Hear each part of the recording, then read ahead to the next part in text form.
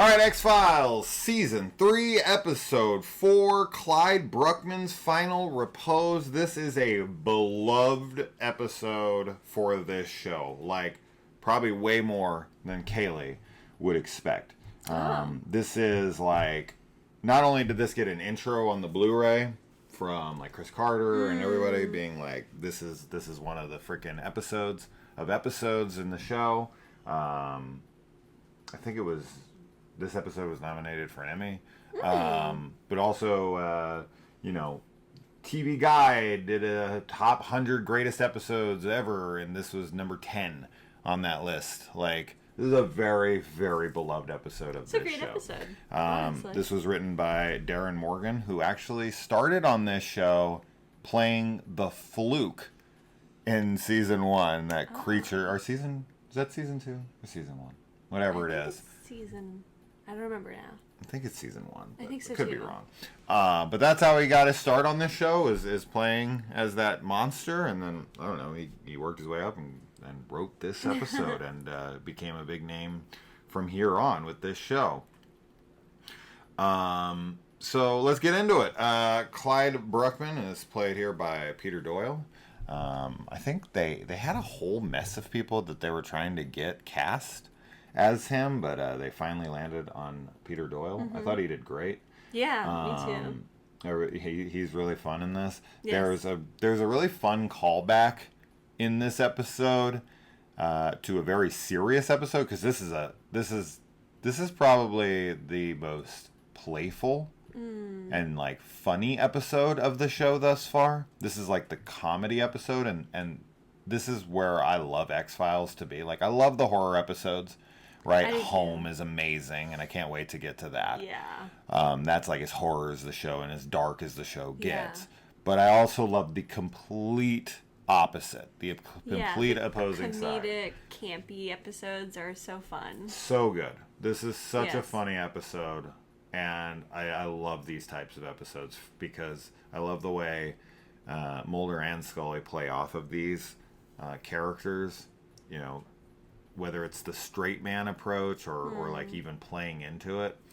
It's just, there's so many funny things. But the one great callback here, which I don't know if a lot of people, like, I'm sure plenty of the X-Files fans, the hardcores will definitely have like picked up on this in a second, but maybe everyone else would have overlooked it. But there's a moment where, because he has like, what's that called, like psychometry? Is that what that's called, when you can like pick up an object and read its history? Yes. Isn't it something called like like that? So he's passing him all these different things. And and like Scully and Mulder, I think, are talking to each other. We watched this days and days ago now. But he's playing with things in the background, and then he's holding this like piece of a shirt. Yeah. And he says like, "I got it. This was cut off of your New York Knicks shirt."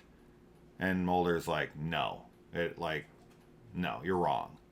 But this is a wonderful callback to the episode Beyond the Sea with Brad Dourif, where Mulder hands him a piece of a shirt, and he's like, oh my God, I feel all these things, and he's freaking out. And then Mulder leans down in his ear, and he whispers like, I cut this off of my New York Knicks shirt. It has nothing to do with the case. That's great. So it's like he's connecting it. Yeah, like he's still psychic somehow because he's like connecting it to that past thing. Yeah. Yeah, I think this is a wonderful episode. I really like the approach of having somebody with, genuine psychic abilities and how he begrudgingly has them. And I also like that they don't work... the way Mulder wants to use him is like, okay, just use your psychic abilities and tell me where the killer is. Like, just, turn it on and turn it off. And it doesn't really work that way for him. Like, he gets stuff sometimes. It's revealed that it's, like, supposed to be, he can only tell when people are going to die. Yeah, how they're going to die. Yeah. Which isn't 100%. I think that there are other moments where he, like, has some psychic stuff going on that's not related to death. I don't remember now off the top of my head because it has been a few days, but... Anyway, I just like that it isn't, as easily controlled or, it's much more nebulous, because I personally think that is how, like, intuition works, is that, like, you can tap into things, but it doesn't mean that you're always going to know the future, so to speak.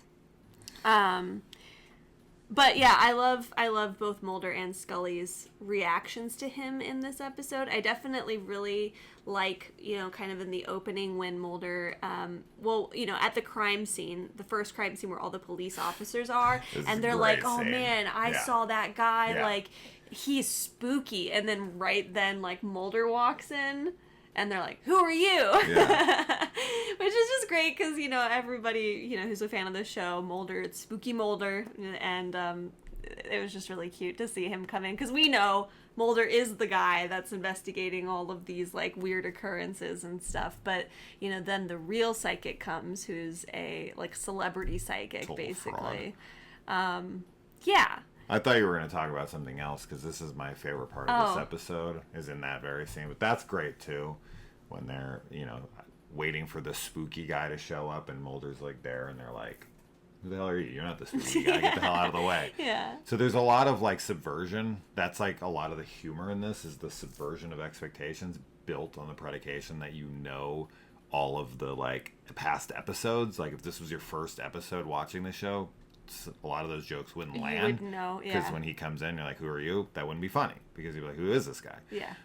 So it's obviously one for the fans if you're watching the show. And so there's also maybe a minute later, 2 minutes later, the fake psychic, the celebrity psychic walks in. And he can sniff out the non-believer. Yeah. And the non-believer, he goes into Dana, which is always the non-believer. Yes. And he's looking at her and you're like, yeah, it's Scully. And then he turns and he's like, it's you, and it's Mulder. And Mulder's like, this guy's so full of shit. Yeah. And it's such a great, like, subversion of the typical episode because Mulder's always the guy in the room that believes the crazy shit. Yeah. And in this episode, all the cops that are in the room believe the psychic, and Mulder's the one like, this guy's full of shit. This is crazy. You guys believe this nonsense? Right. And for him to kick him out of the room because his negative, non-believing energy is too much for him to handle is the best shit ever because it's like, Mulder's the guy that doesn't believe enough for you to not be able to work. That's fantastic. So funny. Yeah, I love that scene too. I think just in general the opening is with the police scenes and everything is great. And then our introduction to the real psychic, what's his name? Peter? Oh, Clyde Bruckman? Clyde Bruckman. Yeah, sorry. Clyde. Our introduction to him. Peter Doyle's the actor. Oh, our introduction to Clyde, whenever he is with that family and he's trying to sell them this life insurance and, like, change their policy. Oh, man. And the guy's like, I don't think we need that. And he's like, you don't understand. And then... But what I love about his performance in this episode is that, like, when he starts to get, like, a psychic vision, his, like, eyes, like, kind of flutter and close a little bit. And it just looks very, I don't know, I just really like that performance. I think it looks really cool. But then he tells him, like, you don't understand, like, in a couple years you're going to be driving down this road and then, like, you're going to, hit this other car or whatever and you'll, die, basically. And the guy's response is very just, like, you need to work on your closing pitch kind of a thing, which is...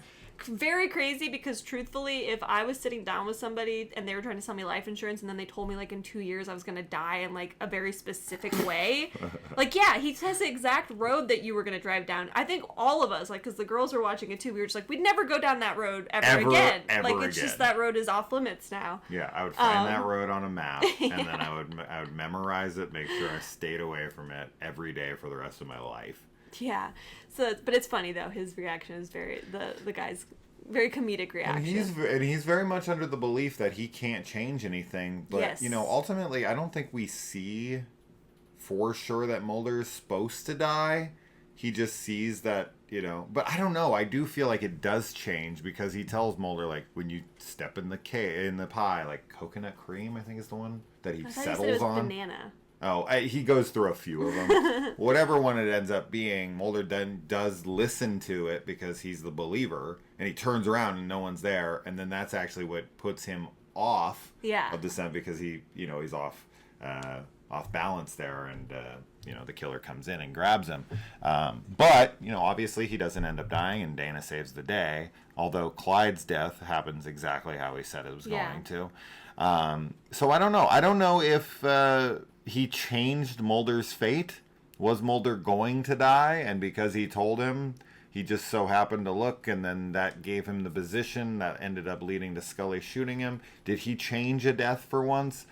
Maybe that guy went to sell insurance to. He won't ever drive down that road. We don't know. We don't ever get to see what happens with that guy. Does he die eventually exactly the way he says? Probably, because that guy probably didn't listen, because he's kind of like, yeah, you got to work on your sales pitch. He didn't even believe him.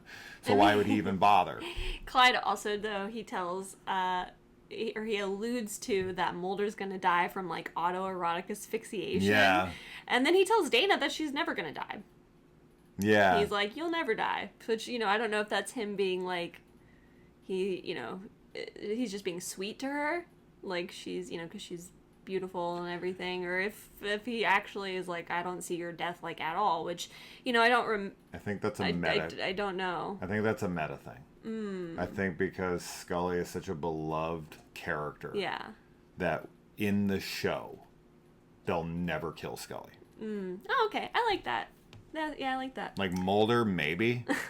Because that would be the big sacrifice of like his commitment to the truth. Oh, okay. Maybe like at the very end of the show. Yeah, like to save Samantha or Scully. Like Mulder would kill himself to save Scully, against aliens or the government or whatever. I'll autoerotic asphyxiate myself for you, Scully. But I feel like that's like a nod to Scully so beloved as a character that they're just never. She has plot armor so thick that she's never gonna die.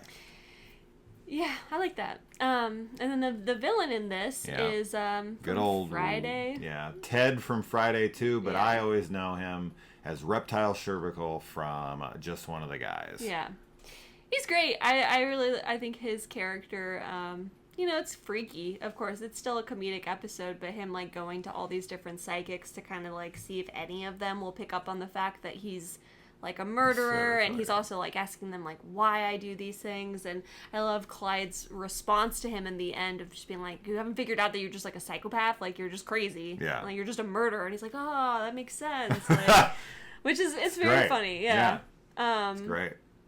Yeah, this is just it's a good episode. I can see why it's so beloved by the community. I think it's a really iconic X-Files episode, and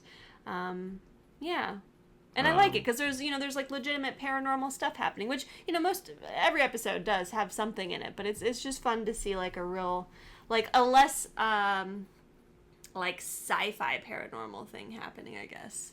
Like more like spooky paranormal. So. And we very well illustrate that his powers don't work the way that a lot of people do. We make fun of psychics. I personally think that stuff is pure nonsense, but like we're always being like, you're late, how could you be late, couldn't you perceive that there was going to be traffic or whatever. And it's like, to be fair, their psychic abilities are just something that they can tune into absolutely every little tiny detail, but I like that in here. It's always the usual like question is like, if you're psychic, win the lottery. It's like the easiest thing ever. And like he plays the lottery like all the time. He can never win. And he's just like, I thought that was great because it is like my immediate question is like, that's the first thing I would do with it. Yeah, that is really funny. Of course, Scully only pays attention and is all of a sudden interested in what somebody has to say as soon as they claim that Mulder is in trouble. Oh, I know. And all of a sudden she's like, wait, what? Mulder's in trouble? Okay, now I'm listening. I love the scene where Scully and Clyde are talking, and he's like in a bed next to her, and he's like, I see you and I in bed together.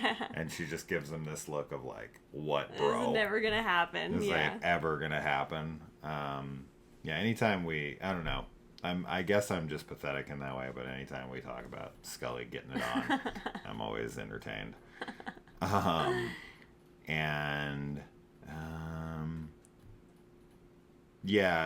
There's, okay. I mean, that's pretty much it. That's most of it, yeah. Yeah, I really enjoyed everything. I don't really have any complaints with this one. I put something down here that says describes his decomposing body. Oh yeah. So that's actually really freaky. Yeah. He's with Mulder. They're lying next to each other in their like twin beds at the hotel or whatever. And he's yes. like, every Now I night I remember have it. the same dream, and Yeah. it's just his body. He's like, I'm in a field, but I'm dead. Yeah. And then, like, his body is going through the decomposition process, but he's, like, aware of it.